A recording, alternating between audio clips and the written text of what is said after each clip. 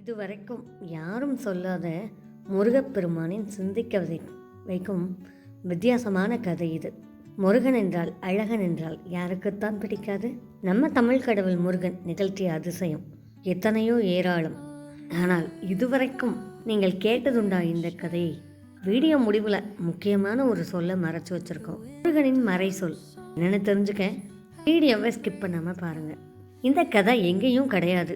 இது முழுமையான ஒரு தத்துவ பதிவு. தேநீர் கதைகள் தோழமைக்காகவே தேடி எடுத்துகிட்டு வந்திருக்கோம். ஓம் சரவண பவ. ஒரு நாள் முருகப்பெருமான் வடக்கு பகுதியிலேருந்து கீழே இறங்கி வராரு. அவர் நடந்து வரும் பாதையில் ஒரு சிறிய கிராமம்.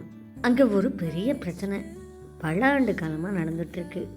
நம்ம முருகன் வேடத்தில் போகலங்க, சாதாரண ஒரு மனிதன் வேடத்தில் தான் போகிறாரு.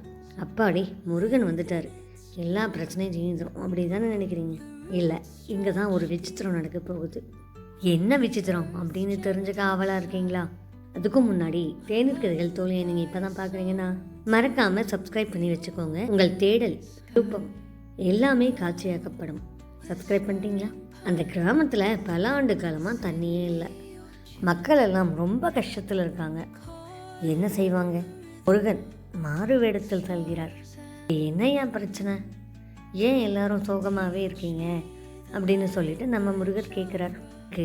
அங்கிருக்கும் மக்கள் சொல்கிறாங்க, ஐயா பல ஆண்டு காலமாக எங்கள் ஊரில் தண்ணி பிரச்சனை தீரவே இல்லையா, என்ன செய்யறதுன்னே தெரியலை அப்படின்னு சொல்கிறாரு. அதற்கு நம் முருகப்பெருமான் கருணையின் கடல், சரி உங்களுக்கு உங்கள் பிரச்சனை தீர்றதுக்கு நான் வழிகாட்டுறேன், ஆனால் அதற்கு உரிய மனசை தரணும் நீங்கள் அப்படின்னு சொல்கிறாரு.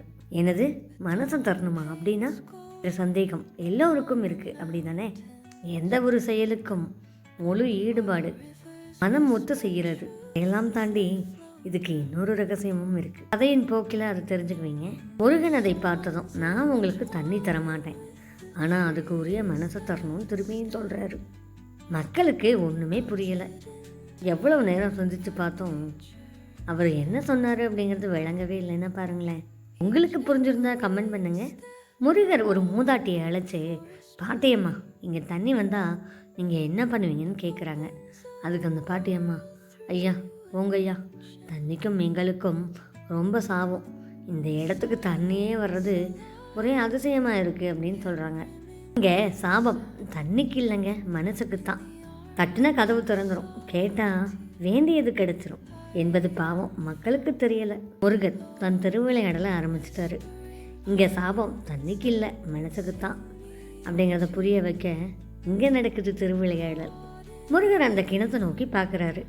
தண்ணி இல்லாத அந்த கிணறு மெதுவாக ஊற்று எடுத்து தண்ணி வர ஆரம்பிக்குதுங்க. என்ன அதிசயம்! ஆனால் அந்த அதிசயம் நீண்ட நேரம் நிலைக்கல. மக்கள் எல்லாம் சந்தோஷப்படுறாங்க. தண்ணி ஆனால் திடீர்னு காணாமல் போச்சு. இருக்கு ஆனால் இல்லை தானே. கிராம மக்கள் அனைவரும், ஐயா தண்ணி போயிடுச்சு, இனிமேல் நாங்கள் என்ன செய்வோம், ஏன் இப்படியெல்லாம் நடக்குதுன்னு கேட்குறாங்க. முருகர் திரித்தார். தன்னுள் இருக்கும் ரகசியத்தை முழுதாய் மறைத்தார். இவ்வளோ வருஷமாக தண்ணியே இல்லை, உங்களுக்கு தண்ணி வந்துடுச்சு, ஆனால் நீங்கள் தண்ணிக்கு நன்றி சொன்னீங்களா? இல்லைல்ல, அதனால தான் தண்ணி மேலே போயிடுச்சு அப்படின்னு. மேலே வந்த தண்ணி கீழே போயிடுச்சு அப்படின்னு சொல்லி முருகர் சொல்கிறாரு. மறுபடியும் கீழே கிடந்த ஒரு சிகப்பு கல்லை எடுத்து கிணத்துக்குள்ளே போடுறாரு முருகர். தண்ணீர் கொஞ்சம் கொஞ்சமாக ஊற்றெடுத்து கிணறு முழுக்க நம்பி வழியுது. மக்கள் தான் செய்த தவறை உணர்ந்து, இந்த தண்ணி கிடைச்சதுக்கு நன்றி, நீங்கள் எனக்கு பொக்கிசம், நீங்கள் கிடைச்ச தண்ணி எங்களுக்கு பொக்கிசம் அப்படின்னு சொல்லி எல்லாரும் வணங்குறாங்க. அப்போது தான் அந்த கிராமம் நன்றி கிராமம் என பிரதிபலித்தது.